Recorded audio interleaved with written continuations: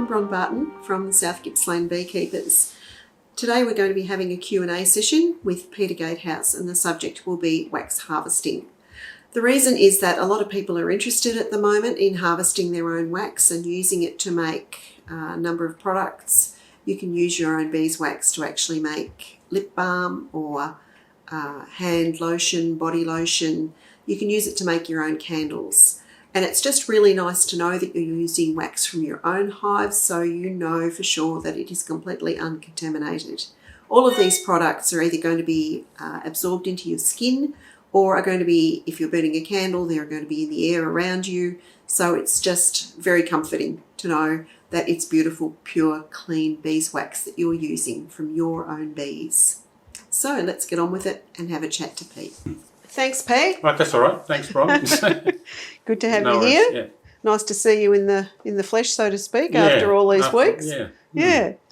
Okay, now we're going to be talking about harvesting wax. A lot of people are really interested in wax and how they do it, and what they can make with it, and if they can sell it, all that kind of thing. So I've got a few questions lined up for you. Yep. The first one is wax easier to get from my bees than honey? Well, I guess I can only talk from my own experience. So the simplest form of getting wax is to, after you've drained your cappings of honey, then you put them in a pot with a little bit of water and put your wax cappings in and heat it until it's boiling, and then turn it off and let the wax set, and then just next day dislodge that block of wax and then tip it upside down, and you'll have all the impurities underneath, and then just scrape the impurities off, and then you can repeat the process again and then filter it through muslin cloth or stockings, and it should be fairly clean by then. In my experience, the darker the comb, the harder it is. There's more work into removing the beeswax. It depends how you do it. I used to cut up all the old dark frames and again put them in a pot and boil it up, but it was a really messy process. So I would say that that's a fairly hard, laborious way of doing it. But now because I have 80 to 100 hives, I have it's called Lega, L-E-G-A steamer, and it takes about 20 frames. So I can put 20 frames in at a time, and it's got a 3-ring burner underneath, and it steams them, and then the wax comes trickling out down the bottom. But it's still a messy process even then. How long would it take to do that? To melt them down? It takes a little while, yeah, but you put your frames in and then put the lid on. It's at least a half an hour or so until the wax starts trickling out, and then all the black comb just sort of sloughs off into a big sort of white mesh basket, and then you've got to get rid of that. So that's messy. So where do you get rid of it? It's probably potentially has AFB spores. Hopefully not, but that's you can't just sort of toss it out into your garden, sort of thing. So then you have to compost it or burn it or something. I know Wombat. I can't remember his name now. Wombat. Jeff. At the club suggested pressing that into fire bricks and burning them in the fire. I haven't done that, but that's another way. That is a good idea, actually. Yeah. So in short, it's not. It depends, but it's still a pretty messy process. Yeah, so it's not necessarily easier than getting honey out. No. Yeah. Do you know if people actually keep bees just for wax production alone? I suppose they do. No, I don't know. No. I don't know why you would, because you're still producing the honey. Yeah, I mean, why wouldn't you produce the honey as well? Yeah. So, I wouldn't see why they would just do it for wax production. Yeah. How do I go about getting lots of wax from my hives? Oh. Can I, can I set up Just get some more hives. Let's get more Yeah. hives. Yeah. Yeah. Well, I mean, the wax that I get, when I first started 1 or 2 hives, I just had a little bit of, just had a kilo or so of wax, but now I've got, the more hives you have, the more frames you're changing over, and basically just more hives and rotating frames out. As the frames get dark, then you want to take those frames out and exchange them. Yeah. So I'm just wondering, if you want wax rather than honey, would you perhaps be looking at your hives, and as soon as they've drawn out the comb, take it away, melt it down, give them some more foundation or an empty frame or whatever for them to build that out again, if you're not really in it for the honey? That's very inefficient, isn't it? Because we know that to produce 1 kilo of beeswax, then the bees have to consume sort of 6 to 8 kilos of honey. So, yeah, it's a very expensive way of doing it. You might as well wait till they produce brood or honey, and then get rid of the frames later. Yeah, as they darken. Yeah. Well, that kind of negates this question. I was going to ask you, how would I know when to harvest wax if I was going to do it the other way, of just kind of taking it before the bees have put anything in it? Well, I guess. Yeah. You'd just know, wouldn't you? You'd just take Well, that's right. Yeah. Yeah. I mean, everybody's, as you know, all beekeepers do things different ways. So another beekeeper might do it different to me. But in the spring, when you first inspect your hives, once the weather's stabilised, you're going to swap out some of those old frames. So if you've got 80 to 100 hives, and you've potentially got 60 to 100 frames that you rotate out. So then you'll reduce all those. You'll extract all the beeswax from those frames. So then you'll get a few kilos of wax. Okay. Do you know if there are any rules regarding the sale of beeswax? I don't think there is. No. No. I guess if you're selling beeswax, then you need to either you need to be sure that it's your bees that are producing the beeswax, I guess, or be careful where you're buying wax foundation sheets from, because if you're buying them from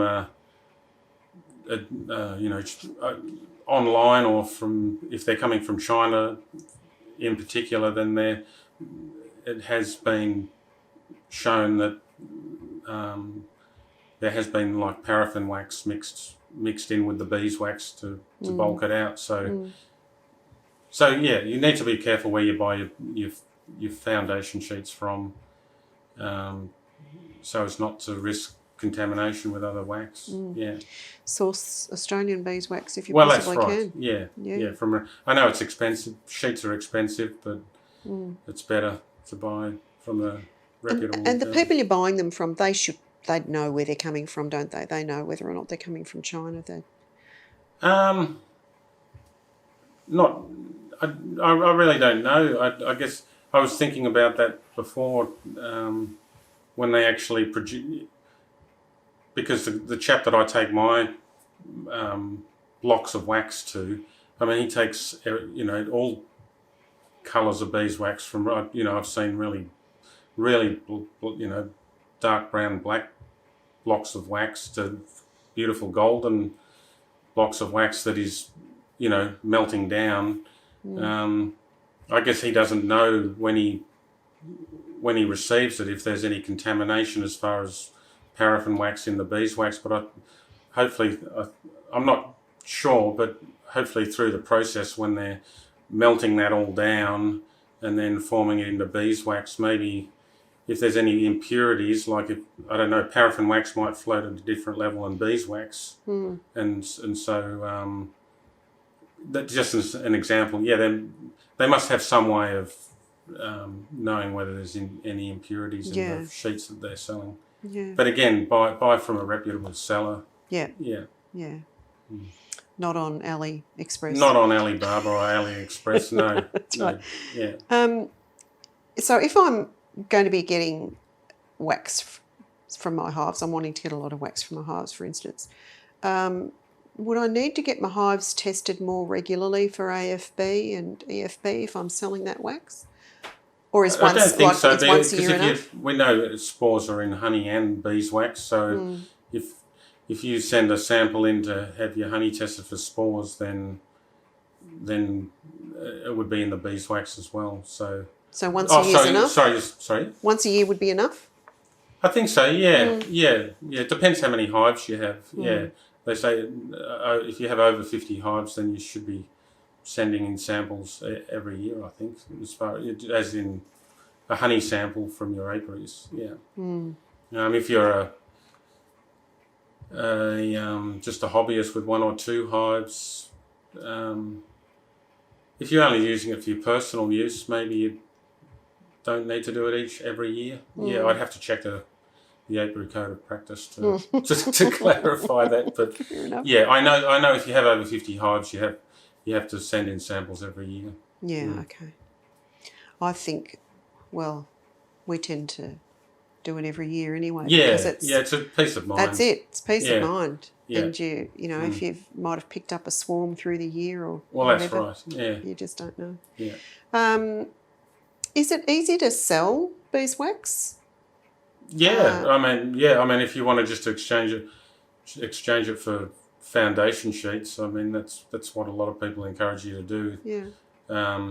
We've got Stan in the club or Red Parts beekeeping supplies in Melbourne. There's a number of people that will buy your wax so that they can.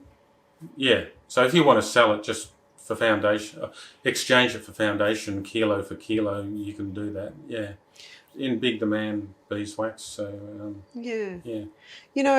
Have you seen beeswax sold in little bags as pellets? Yeah. So obviously that's a fairly, it's a, what's the word I'm looking for? Laborious. Yeah. Yeah. Yeah, I mean, you don't have to sell it like that. How do you know how they actually get the pellets? It must be just a special machine that does it. Yeah, melted and then. Yeah. They charge exorbitant amounts for those little pellets of beeswax, that's for sure. Mostly I think they sell them in hobby shops and things like that where people would pick them up if they're making their own cosmetics and they don't need much. They might only need 2 tablespoons or something to make a face cream or something, and that's certainly the easiest way. And it's easy to melt it too when it's just in those little pellets. Yeah, I haven't had it in the pellets before. Yeah, because grating it can be hard. Yeah. Does the wax have to be processed in a particular way, or can I sell it just in blocks? Yeah, you can sell it in block. I see some people sell it just as round. They've just got any container, like an ice cream container, or But I have moulds for about a half a kilo block, I think, and then little hexagonal blocks and little beeswax fingers. There's lots of moulds that you can get. There is. Yeah but you don't have to buy moulds. I mean, you can use margarine containers as long as you're selling the correct weight and you're telling people how much you want per kilo. Yeah. I imagine you could also use things like ice cube containers. Yeah. You can get some fancy looking ice cube containers that'll make it attractive. This question you've probably already answered, but I was going to say that I know some wax foundation sheets can be contaminated.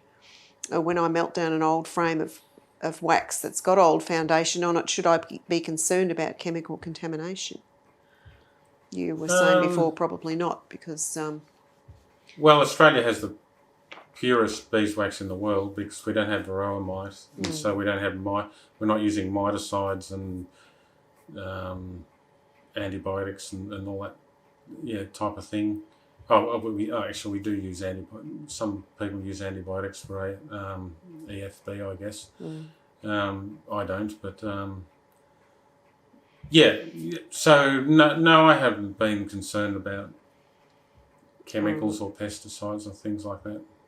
And the only other thing I was going to ask you was about labelling. If I'm making candles from my wax and I add oils or anything else to it, are you supposed to put labels on it regarding any of the additives in your candles or not?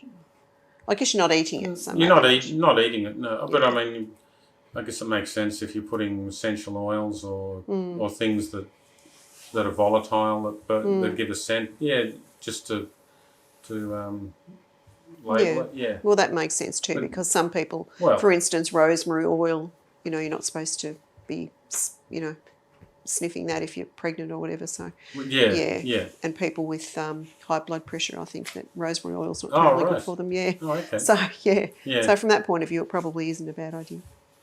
Okay. Well, do you have anything else to add? No, I don't think so. No, I think but beeswax,